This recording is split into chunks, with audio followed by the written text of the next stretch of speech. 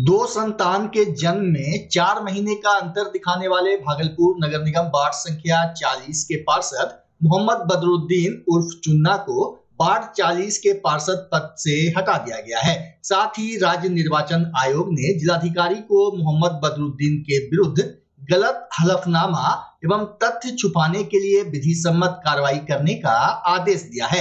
आदेश 17 जून 2025 का है। पूरे मामले में हास्यास्पद यह है कि बिहार राज्य निर्वाचन आयोग ने जिस पार्षद को करीब 1.5 महीना पहले पदमुक्त किया है, आज भी नगर निगम उसी पार्षद के सहारे वार्ड में काम करा रहा है। यानी निगम प्रशासन राज्य निर्वाचन आयोग के आदेश की खुलेआम धज्जियां उड़ा रहा है। मामला तब प्रकाश में आया जब बीते 14 जुलाई को भागलपुर नगर निगम वार्ड संख्या 40 की पूर्व पार्षद नजमा खातून ने नगर आयुक्त शुभम कुमार को आवेदन देकर पार्षद पद से मुक्त किए गए मोहम्मद बदरुद्दीन उर्फ चुन्ना पर वार्ड में सफाई कार्य को लेकर मनमानी करने का आरोप लगाया। नगर आयुक्त को दिए गए आवेदन में नजमा खातून ने जिक्र किया है कि बिहार राज्य निर्वाचन आयोग द्वारा वार्ड संख्या 21/2023 में आयोग घोषित किए गए वार्ड नंबर 40 के पार्षद मोहम्मद बदरुद्दीन उर्फ चुन्ना को आयोग ने पार्षद पद से मुक्त कर दिया है, जिसकी जानकारी पत्र के माध्यम से बिहार राज्य निर्वाचन आयोग ने नगर विकास एवं आवास विभाग के सचिव और भागलपुर जिला निर्वाचन पदाधिकारी सह डीएम को भेजी है। इसके बावजूद मोहम्मद बदरुद्दीन उर्फ चुन्ना वार्ड 40 में सफाई कार्य को लेकर मनमानी कर रहे हैं। वार्ड संख्या 40 की पूर्व पार्षद नजमा खातून ने बदरुद्दीन पर अपने गृह स्थल से सफाई सामान वितरित करने के साथ साथ सफाई के उपकरण को भी अपने कब्जे में रखने का आरोप लगाया है। नगर आयुक्त को दिए गए आवेदन में वार्ड संख्या 40 की पूर्व पार्षद नजमा खातून ने कहा है कि ऐसा करने का अब उन्हें कोई अधिकार नहीं है। वे सफाई कर्मियों के कार्य में भी बाधा डाल रहे हैं। वही आज नगर आयुक्त से मिलने पहुंचे हुसैनपुर निवासी सह पूर्व पार्षद नजमा खातून के पति मोहम्मद शकील अहमद ने बताया कि नगर निगम में आवेदन दिए एक पखवाड़ा बीत गया है, फिर भी वार्ड 40 के पदमुक्त किए गए पार्षद मोहम्मद बदरुद्दीन की मनमानी पर निगम प्रशासन ने अब तक कोई एक्शन नहीं लिया है। शकील अहमद ने पूरे मामले पर जिलाधिकारी डॉक्टर नवल किशोर चौधरी से कार्रवाई की मांग की है। चक्कर तो लगा रहे हैं एक हफ्ते से। 14 तारीख को हमारी पत्नी वार्ड नंबर 40 की पूर्व पार्षद नजमा खातून नगर आयुक्त नगर निगम भागलपुर से मिली थी। उनके कार्यालय में एक आवेदन दिया था कि वार्ड नंबर 40 के पार्षद बदरुद्दीन जब पदमुक्त हो गए, चुनाव आयोग ने उनको अघोषित कर दिया, उसके बाद भी वो अपने कार्य में निगम का जो कार्य उसमें हस्तक्षेप करते हैं। सफाई का जो भी कार्य है अभी तक उन्हीं के स्थल से ही कार्य होता है और उसमें भी हस्तक्षेप करते हैं। पियाऊ है एक बना हुआ शादी महल के सामने में, उसमें अपना ताला मारते हैं। 7 बजे शाम में मारते हैं, सुबह 7-8 बजे खोलते हैं। जब वो अब इस पद पर नहीं रहे तो उनको कोई अधिकार नहीं बनता है कि वो इस कार्य को अब करें। इसलिए निगम और निगम के पदाधिकारी से हम अपील करने आए हैं कि ज़रा इसको संज्ञान में लें और जब पदमुक्त हो गया है पार्षद तो उस पर जो भी हो विधिवत कार्रवाई करें। डीएम साहब ने कार्रवाई की बात कही थी, चिट्ठी निकला है, उस पर क्या कुछ हुआ? हमें पूरी सरकार क्या पूरे पदाधिकारी और पूरी बिहार सरकार से ये उम्मीद है कि जब हमारा ये जजमेंट आया तब से हमको उम्मीद है कि देर होगा, दुरुस्त होगा, लेकिन होगा। मैं आशा करूँगा कि जितना जल्द हो सारे पदाधिकारी इस चीज़ पर ध्यान दें और इस पर जो गलत काम हो रहा उसको रोक। भागलपुर के डीएम से क्या मांग होगी? भागलपुर डीएम से ये है कि जो उस पर कार्रवाई का है उस पर कार्रवाई करें। पार्षद पर और जो गलत मुक्त होने के बाद भी कर रहा है इस पर संज्ञान लेकर के इस पर काम। आपका क्या नाम हुआ? मैं मोहम्मद शकील अहमद, पूरे पार्षद पति। इधर पदमुक्त किए गए पार्षद मोहम्मद बदरुद्दीन उर्फ चुन्ना ने कहा कि जब से मुझे आयोग का पत्र प्राप्त हुआ है तब से मैं किसी भी कागजात पर हस्ताक्षर या मुहर नहीं लगाता हूं। साथ ही उन्होंने बताया कि निगम से मुझे सफाई कार्य में इस्तेमाल किए जाने वाले सामान को जमा करने का कोई पत्र नहीं मिला है और न ही वार्ड में कोई ऐसा स्थान है जहां नगर निगम के सामानों को सुरक्षित जमा कर दें। मैं तो सिर्फ वार्ड के सफाई कार्य में प्रशासन और बाढ़ की जनता का सहयोग कर रहा हूं। चुन्ना ने बताया कि हमने नगर आयुक्त को पत्र लिखकर कहा है कि जब तक वार्ड 40 में चुनाव नहीं हो जाता है तब तक सफाई कर्मियों का सामान उनके आवास पर ही रहने दिया जाए ताकि वार्ड में सफाई व्यवस्था सुचारू बनी रहे। ऐसा बात नहीं है। देखिए, हमारे पास जो जब से हमारे को निर्वाचन से लेटर आया है तभी से हमने पद मुक्त हमारे को किया है, तभी से हमने कोई सिग्नेचर कोई मुहर किसी भी अक्षर से किसी पे नहीं। थाना से पता कर सकते हैं, थाना में जब पासपोर्ट वेरीफाई के लिए जाता है सिग्नेचर मुहर के लिए तो थाने वाले हमने बोल दिया कि भाई अभी हमारा सिग्नेचर मुहर नहीं चलेगा, हम अभी नहीं कर सकते हैं पासपोर्ट वेरीफाई बने। कोई भी आदमी आता है कि 60 वर्षा विधवा वाला बोलता है सिग्नेचर में हमको भाई अभी नहीं होगा, हमारा अभी पद मुक्त हम हैं, जब इलेक्शन जब होगा नेक्स्ट इलेक्शन या किसी तरह होगा तब हम करेंगे। ऐसा करके हम पब्लिक को तो जवाब देते हैं। अब रहा साफ़ सफाई वाला, जो साफ़ सफाई वाले में यह कि सामान को हमारे रखने में हमारे घर में देखिए नाला का सामान है, नाला सफाई करके ला के रखता है। सफाई कर्मी जो भी है बंधु हमारे हैं वो आते हैं 6 बजे सुबह में आ जाते हैं, हमारे घर से आवाज़ देते हैं, हम उठ के दरवाज़ा खोलते हैं, वो अपना लेके जाते हैं। अगर ये किसी तरह का अगर हम बाहर रखते तो उसको जिम्मेदार कौन होगा? सामान चोरी हो जाएगा या किधर इधर हो जाएगा सफाई में। अगर सफाई कर्मी मेरे बाधा नहीं है तो फिर हमारे को क्या आपत्ति है? हमारे को जब कोई आपत्ति नहीं है तो दूसरे को क्यों आपत्ति है? निगम से कोई पत्र प्राप्त? हमारे को अभी कोई पत्र प्राप्त नहीं हुआ। जब हमारे पास आएगा, हमने लिखित नगर निगम में दिए हैं कि जब तक चुनाव नहीं होता, कोई पार्षद नहीं बनता है तो सामान हमारे घर पे रहने दिया जाए, सुरक्षित, उसकी जिम्मेदारी मेरी है। ऐसे इस तरह से लेटर हमने लिख के दिया है, वो लेटर आपका हम संबित कर सकते हैं, वो हमारे वहाँ से रिसीव मिला है। मेयर को भी कोई आवेदन देने जा रहे हैं? जी, मेयर को हाँ, कोई आवेदन देने जा रहे हैं? मेयर को भी दिए हैं आवेदन, वो सामान लेके कि सामान जब तक चुनाव नहीं होता है या किसी तरह का निर्णय नहीं होता है वो सामान हमारे घर पर रहने दिया जाए। पूर्व पार्षद आरोप लगा रहे हैं कि आप जो सफाई कर्मी को है उसमें बाधा उत्पन्न। आप हमारे सफाई कर्मी से पूछ सकते हैं, जनता से पूछ सकते हैं, हम तो समाज सेविक हैं, समाज सेवी काम कर रहे हैं अपना। कोई पत्र प्राप्त नहीं हुआ? हमारे को नगर निगम कोई पत्र प्राप्त नहीं हुआ, न वहाँ से हमारे को लेटर आया, न हमारे को किसी का कॉल आया कि हाँ भाई इस तरह से। हमारे को कोई बाधा है ही नहीं, हम बिल्कुल न्यूट्रल होकर चल रहे हैं। चिट्ठी वगैरह पे कोई साइन करते हैं? कुछ भी किसी पे कोई चिट्ठी बोला नहीं, 60 वर्षा विधवा वाला हो, वंशावली हो, आपके पासपोर्ट वेरीफाई, किसी में सिग्नेचर मुहर साहब किसी में नहीं कर रहा हूँ मैं। आप कहीं से पता कर सकते हैं, उसके लिए नो डाउट। कार्रवाई का कोई पत्र भी आपको मिला है? कार्रवाई का कोई पत्र हमारे को नहीं मिला अभी।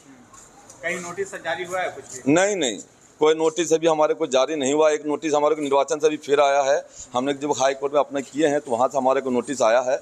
अब उसमें क्या हमारे वकील बोले कि वो आप ही की तरफ पक्ष में है, वो ऐसी कोई बात नहीं है, इसलिए वो हमारे पक्ष में है। निर्वाचन से हमारे को लेटर आया है।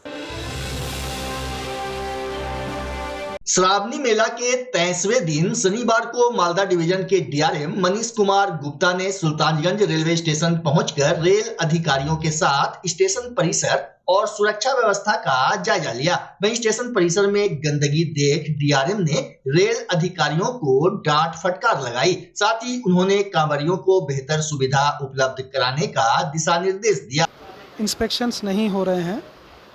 डेली मालदा मंडल का एक अधिकारी डेली जो है वो यहाँ पे आता है, सुल्तानगंज में उसकी ड्यूटी लगती है और वो आके ये सब जितनी भी सुविधाएं हम लोगों ने प्रोवाइड की हैं उसको जायज़ा लेता है, देखता है कि कहीं पे कोई कमी है तो उसको इम्प्रूव कराने की कोशिश की जाती है। हम लोगों ने एक व्हाट्सएप ग्रुप भी बनाया है जिसमें श्रावणी मेला में कहीं पर भी रात में 24 घंटे अगर किसी को कोई समस्या दिखाई देती है तो वो तुरंत उसका फ़ोटो खींच के उस पर या अपने कमेंट लिखता है एंड इमीडिएटली हम लोग कोशिश करते हैं उस पर एक्शन लें। तो इंस्पेक्शन डेली हो रहा है। डेली हम लोग जो कंट्रोल रूम यहाँ पे बना हुआ है उसका फीड वहाँ पर भी आता है, वो भी हम लोग देखते हैं कि भीड़ में किसी को कोई असुविधा तो नहीं है।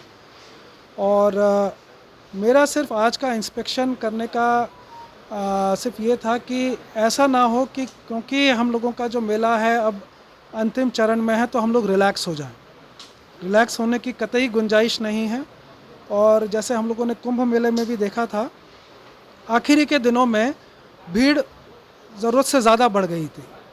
तो हमको बस यही ध्यान में रखना है कि किसी भी तरह की कोई भी चूक नहीं होनी चाहिए किसी भी चीज़ में, चाहे वो सफाई को लेकर हो, चाहे भीड़ की प्रबंधन में हो, चाहे पीने का पानी हो। तो बेसिक पर्पज़ ये था कि कोई ऐसी चीज़ ना हो कि हम लोग रिलैक्स हो जाएं और लोगों को कठिनाई का सामना करना पड़े।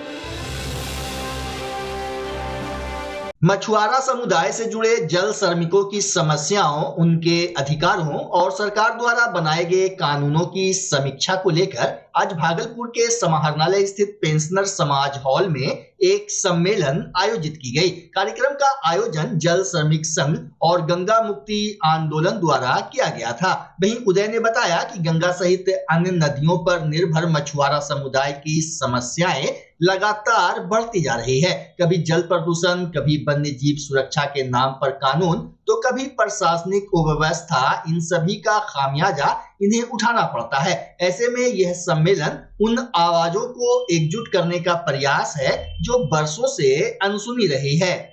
1991 में तत्कालीन बिहार सरकार ने बिहार की सभी नदियों को टैक्स फ्री किया था मछुआरों के लिए, और उससे पहले भागलपुर में जो जमींदारी थी, पानीदारी थी 80 किलोमीटर में, उसके खिलाफ गंगा मुक्ति आंदोलन लड़ा था जिससे आज़ादी मिली थी।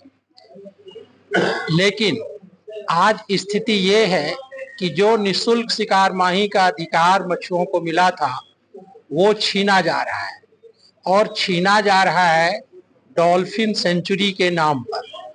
अब ये स्थिति ये है कि डॉल्फिन सेंचुरी की घोषणा पहले ही हो चुकी थी 1990 में ही, और जो फ्री फिशिंग राइट दिया गया 1991 में। इसका मतलब सरकार ने यह जानते हुए घोषणा किया था फ्री फिशिंग का कि डॉल्फिन सेंचुरी बना दिया गया। लेकिन चूंकि यह सरकार कॉरपोरेट परस्त है और जो एक तरह से जो मध्यवर्गीय लोगों का दबाव है, उस कारण से मछुओं को मछली मारने से रोक रहे हैं। अभी डॉल्फिन की यह स्थिति है कि ये गंडक, घाघरा, महानंदा, कोसी, अनेक नदियों में डॉल्फिन की संख्या बड़ी मात्रा में है। तो अब ये क्या करेंगे? सभी नदियों को सेंचुरी घोषित करेंगे या सभी नदियों में मछुओं को मछली पकड़ने से रोकेंगे? तो हम लोग जो है यहाँ पर इसलिए बैठे हैं कि लोगों की ये मंशा है कि जिस सरकार ने मछली मारने से रोका है, हम लोग उसको चुनाव में सबक सिखाएंगे। भागलपुर जिले के दो अलग अलग इलाकों में आकाशीय बिजली गिरने से एक पुरुष सहित 4 लोग घायल हो गए। पहली घटना सनहौला के बनियाडी बहियार की है, जबकि दूसरी घटना पोठिया पंचायत के बहियार की। वहीं घटना की सूचना मिलते ही मौके पर पहुंचे परिजनों ने इलाज के लिए 2 महिला को प्राइवेट अस्पताल में भर्ती करवाया, जहां पर दोनों का इलाज चल रहा है, जबकि 2 लोगों का प्रारंभिक इलाज सामुदायिक स्वास्थ्य केंद्र सनहौला में किया गया। बेहतर उपचार के लिए घायलों को भागलपुर के मायागंज अस्पताल में भर्ती कराया गया। प्राप्त जानकारी के अनुसार बनियाडी गांव निवासी पप्पू यादव के पुत्र रंजीत यादव की स्थिति नाजुक बनी हुई है। रंजीत यादव कहाँ गए हुए थे, कैसे इनको लगा? बोरिंग पर गए थे, लाइन झोपड़ी में रहे थे, उस जगह से लाइन बिजली वहाँ पर छटक के गिरा। मतलब आकाशीय बिजली जो इसके झटका लगा है। हाँ। क्या नाम है? रंजीत यादव। पिता का नाम क्या है? पप्पू यादव। उम्र कितना होता होगा इनका? उम्र 30-35। आपका नाम क्या है? खुशबू कुमारी। कौन है आपका? जी हमारा सरोज। सरोज है। आपका घर कहाँ हुआ? अंकिता। अंकिता, उनका घर कहाँ हुआ? रंजीत यादव का? बनियाडी। बनियाडी। हाँ। कैसे हुआ इनका घटना, कैसे हुआ? ये बिहार से घर आने में बिजली से झटका। बिजली वाला मतलब ये जो आकाशीय बिजली जो होता है अभी जो बारिश के मौसम में, इसी से हुआ है? हाँ, इसी से झटका लगा हुआ है। झटका लगा है मतलब घायल है। क्या नाम है इनका? हाँ हाँ, जो झटका जिनको लगा क्या नाम है? आपकी मम्मी का क्या नाम है? आरती देवी। आरती देवी? अनीता देवी? अनीता देवी नाम है। ललिता। भागलपुर में एक बार फिर गंगा नदी का जलस्तर तेजी से बढ़ रहा है। बीते 24 घंटे में गंगा के जलस्तर में वृद्धि दर्ज की गई है, जिससे जिले के निचले इलाकों में खतरे की आशंका बढ़ गई है। गंगा के जलस्तर में हो रही लगातार वृद्धि को देखते हुए जिला प्रशासन ने एहतियातन कदम उठाने शुरू कर दिए हैं। सभी प्रमुख गंगा घाटों पर बैरिकेडिंग कर दी गई है ताकि श्रद्धालु और आम लोग जलधारा के पास न जा सके। सुरक्षा के मद्देनजर निगरानी टीम को घाटों पर तैनात किया गया है। साथ ही नगर निगम एवं आपदा प्रबंधन की टीमों को भी तैयार रहने के निर्देश दिए गए हैं। जिला प्रशासन ने लोगों से अपील की है कि वे अफवाहों से बचें और प्रशासन द्वारा जारी निर्देशों का पालन करें। गंगा के जलस्तर पर लगातार नजर रखी जा रही है। बढ़ रहा है, कल शाम से पानी बढ़ रहा है। लगभग कितना बढ़ा होगा? वही 3 से 4 फीट तक घट रहा था पहले, कल से बढ़ रहा है। क्या नाम है? सरोजनी देवी।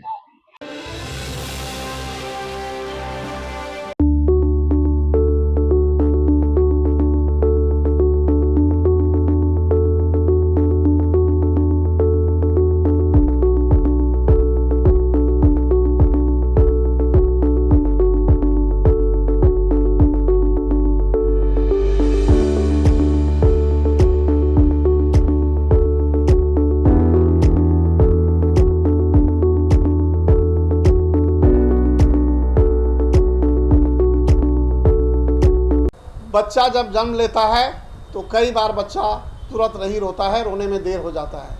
ऐसे में बच्चा क्षतिग्रस्त हो जाता है और उसके बचने की संभावना कम हो जाती है। और यदि बचा तो भविष्य में उसमें विकलांगता की समस्या आती है, जिसे सीपी कहते हैं, जिसका कोई माकूल इलाज नहीं है और ज़िंदगी भर बच्चा विकलांगता से जूझ सकता है। ऐसे में पूरे संसार में कूलिंग थेरेपी का सहारा लिया जाता है। जन्म से ठीक 6 घंटा के अंदर यदि उसको कूलिंग थेरेपी दिया जाए तो उससे उसका सीपी की समस्या कम होती है और बचने की भी संभावना बढ़ती है। पहली बार बिहार झारखंड में आपके शहर के स्नेह नवजात शिशु बाल सेवा केंद्र में यह मशीन उपलब्ध है। कभी भी ऐसी बात हो कि बच्चा रोने में विलम्ब हो गया तो आप स्नेह नवजात शिशु बाल सेवा केंद्र में जरूर संपर्क करें।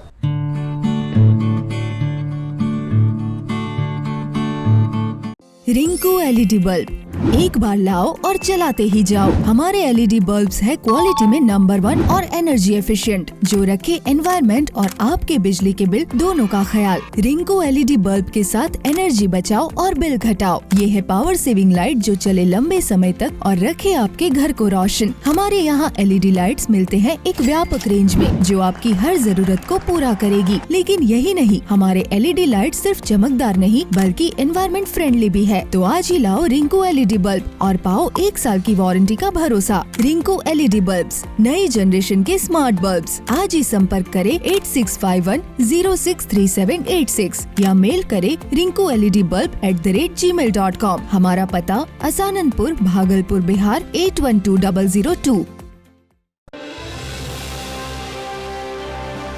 भागलपुर मुजाहिदपुर स्थित विद्युत आपूर्ति अवर प्रमंडल में पदस्थापित नए एसडीओ प्रणब कुमार मिश्रा से आज भागलपुर शांति समिति के सदस्यों ने मुलाकात की। जिला शांति समिति से जुड़े प्रोफेसर एजाज अली रोज ने विद्युत विभाग के एसडीओ प्रणब कुमार मिश्रा से सरकार की नई बिजली योजना को लेकर जानकारी ली। साथ ही आगामी पर्व त्योहार में बिजली आपूर्ति पर चर्चा की। इस अवसर पर श्याम कुमार मिश्रा, चंदन कुशवाहा समेत शांति समिति के कई सदस्य मौजूद थे।